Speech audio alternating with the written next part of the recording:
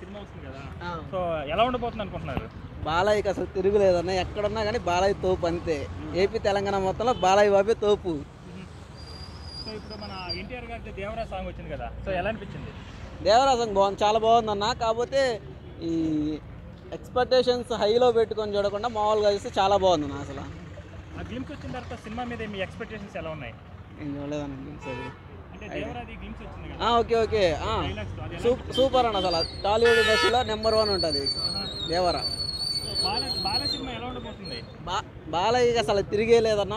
ఎట్లా ఉన్నా కానీ అసలు బాలయ్య ఫ్యాన్స్కి అసలు తిరిగి ఉండదు. బాలయ్య మంచి జోష్ మీద చేస్తాడు, ఫ్యాన్స్ అందరూ చాలా ఖుషి అవుతారు.